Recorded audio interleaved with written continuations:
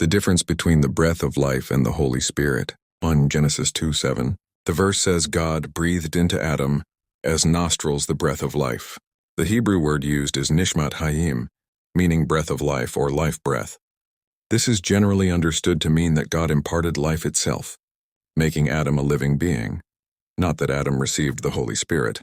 2. In the Hebrew Bible, the breath of life is simply the divine life force that all living creatures have.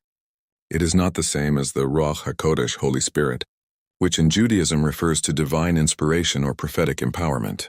Animals also have the breath of life in Genesis 7:22, clearly distinguishing it from the Holy Spirit.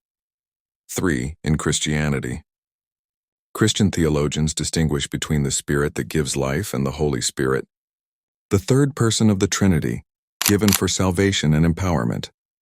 The Holy Spirit is given later in history, not in Genesis 2. Jesus contrasts these in John 20:22, where he breathes on the disciples and says, "Receive the Holy Spirit." This shows that a symbolic breath can represent the Holy Spirit, but it is not the same as the breath of life in Genesis. 4. Theological consensus.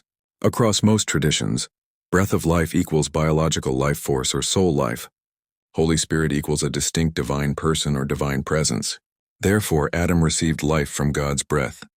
He did not receive the Holy Spirit in the New Testament sense.